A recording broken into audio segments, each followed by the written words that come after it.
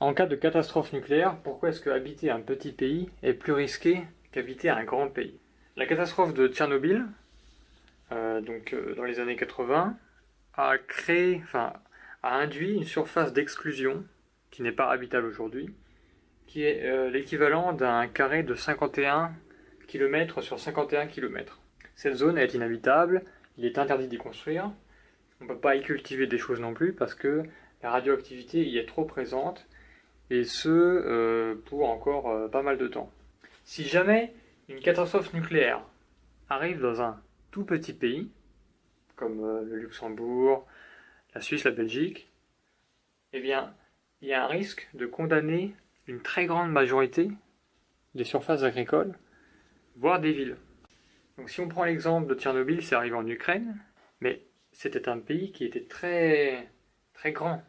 Même si vous devez sacrifier une partie du territoire, et qu'il y a effectivement une ville moyenne qui a été sacrifiée, ça reste une perte qui est gérable.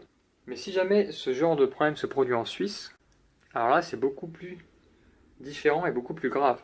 Parce que la Suisse a une zone plate, c'est-à-dire qu'en fait la totalité des surfaces plates de la Suisse, qui correspond en termes précis à la surface non classée en zone de montagne, donc c'est des chiffres qui sont disponibles, et quand on additionne donc la totalité des surfaces non classées en zone de montagne, on s'aperçoit qu'en Suisse, on arrive à l'équivalent d'un carré de 64 km sur 64 km. Ce qui signifie que si jamais il y a un Tchernobyl qui arrive en Suisse, et que, on va dire, la surface d'exclusion se situe en Suisse, et que malheureusement ça tombe sur les surfaces plates, eh bien on va condamner 63% des surfaces plates. Donc vous imaginez un peu la catastrophe pour un pays de se voir amputé de 63% de ses surfaces à la fois agricoles et ses surfaces urbaines. Plus de la moitié des surfaces plates. Ça va entraîner des problèmes au niveau urbanistique, des relogements très difficiles. Ça va entraîner une perte de l'autonomie alimentaire. Donc ça va sûrement entraîner aussi des migrations, des exils. C'est évidemment un scénario auquel on ne veut pas arriver, puisque s'exiler veut dire perdre la langue, perdre sa culture, perdre une partie de son réseau, etc. Pour vous donner une idée, si jamais on prend le même scénario à Tchernobyl, pas en Suisse cette fois, mais cette fois-ci en France, c'est moins de 1% des surfaces plates qui seraient condamnées. En effet, c'est peut-être pas évident sur une carte, une carte administrative, mais si on additionne la totalité des surfaces non classées en zone de montagne, c'est-à-dire les surfaces plates pour la faire courte, on arrive à un carré de 640 par 640 km. Sachant que la distance Paris-Marseille, c'est 650 km environ à vol d'oiseau. Retenez bien ce chiffre. Les surfaces plates en France, donc c'est des surfaces qui sont facilement cultivables et aussi constructibles. En plus, en France, on a un climat qui est assez favorable quasiment partout. On arrive à un carré de 640 par 640 km, alors qu'en Suisse, on est à 64 par 64 km. En Autriche, on est à 149 par 149 km. En Belgique, on est à 171 par 171 km. En Hongrie, 296 par 296. En Italie, 346 par 346. Au Royaume-Uni, 427 sur 427. Et en Allemagne, 550 sur 550. Pour vous donner une idée, vous pouvez mettre Google Earth en mode relief, à partir du plan.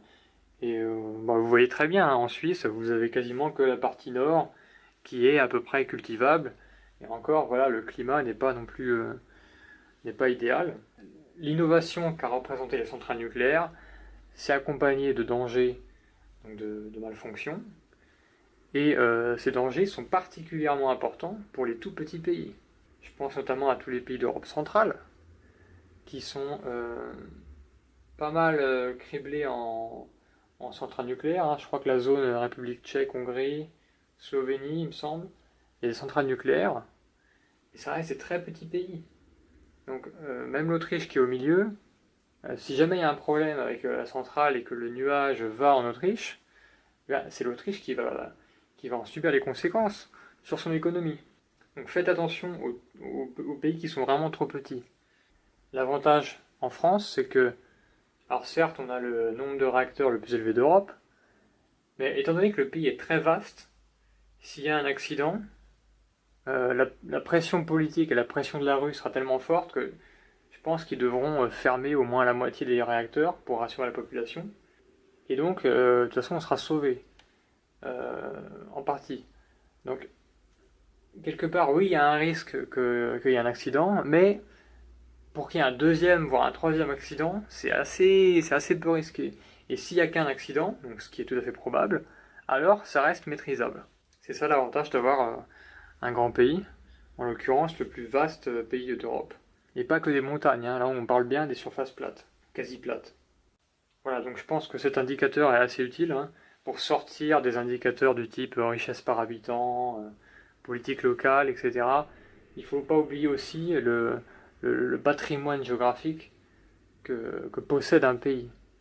Alors évidemment, le côté plat n'est pas non plus que l'indicateur, hein. Il y a aussi, c'est sûr que si vous commencez à compter les déserts ou alors les endroits qui sont en permafrost, bah, ça va pas vous aider non plus, quoi. Donc l'idéal, je vous dis, c'est vous rechercher la zone non classée en zone de montagne sur Internet.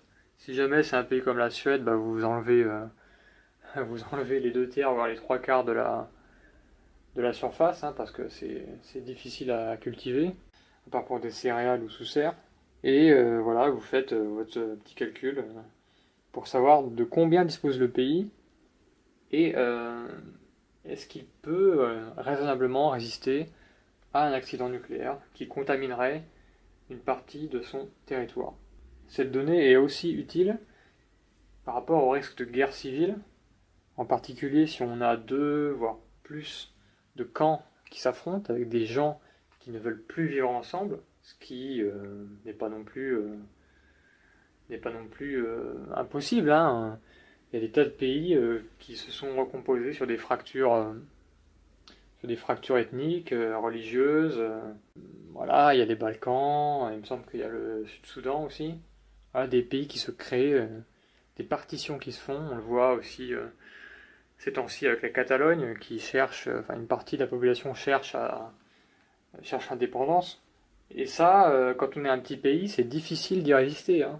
À la rigueur, que la France soit partagée en deux ou en trois, bon, on pense que ça peut encore faire quelque chose de viable et d'intéressant. Mais si vous partagez la Belgique en deux ou en trois, ça fait vraiment petit comme territoire, hein. Donc voilà.